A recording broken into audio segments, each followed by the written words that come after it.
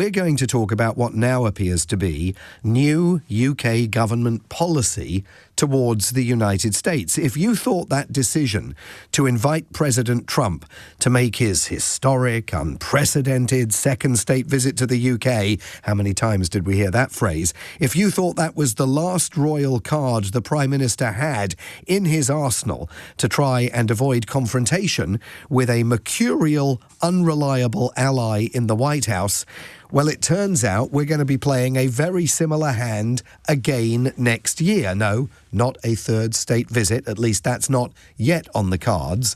But we do already know that the King is going to be visiting America in April. What we learnt today is that the Queen will be accompanying him to celebrate America's 250th birthday year, and also perhaps to try and find a way of helping to cement that oh-so-elusive trade deal between Britain and the United States. But that's not all.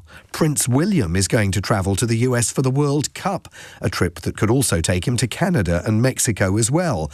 The Times reports today that there is thought being given to making sure that the heir to the throne is in Washington, D.C. next July the 4th for the big 250th birthday itself, which will see, as the great Alastair Cook warned his audience back in 1976, when he was speaking of preparations for the bicentennial, a patriotic nightmare of celebration. So is this now really the plan? Just every year we're going to come up with reasons for Trump to rub shoulders with the royals in a bid to stave off his worst instincts, try maybe to get a trade deal, make sure that he doesn't savage us. What are we going to do in 2027? I mean, are we then going to offer a third state visit? Is that possible? Presumably not, but what will be on the cards after this array, this royal trifecta, is sent to the United States during 2026 to try and keep the American president at bay?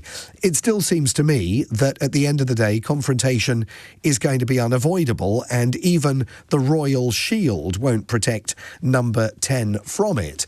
But you've at least got to give number 10 respect for giving it more of an opportunity, giving it more of an effort to kind of throw members of the royal family and the most senior members of the royal family at the United States in 2026 in a bid to try and condition the future of the bilateral relationship. Let me tell you if you think it's a smart strategy by the government. Do we think that this is essentially going to buy Donald Trump off?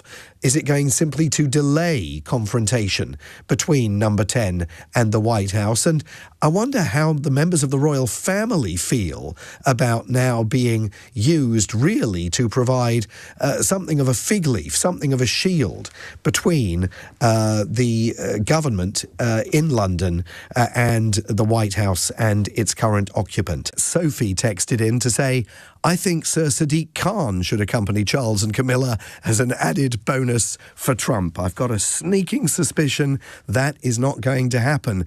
But do you think this is a sensible use of the royal family? Do you think that it makes political sense for Keir Starmer to try to avoid, again, for another year, confrontation with President Trump on a whole variety of issues, and actually, once again, to use the royal family as standard bearers, quite literally, for the UK in the Prime Minister's efforts to get that trade deal negotiated to advance the cause of what we all used to call the special relationship, although I think it's probably not any longer an apt phrase to describe the bilateral ties between Washington, D.C.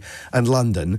Or do you think that the royal family are basically being used as raw meat just to try and pacify the President of the United States, and that at a certain point our capacity to carry on playing the royal card is going to expire? Very interested to hear your views on whether this move to deploy the foremost senior members of the royal family, the current King and Queen, and Prince William and Catherine, of course, the future King and Queen, to the United States. They won't be there simultaneously, but they will be there in rapid succession during the first half of 2026, which of course is America's 250th birthday. And as in 1976, the bicentennial, America's 200th birthday, many of our listeners may remember the visit to the United States by the Queen Elizabeth II, and Prince Philip, which was massive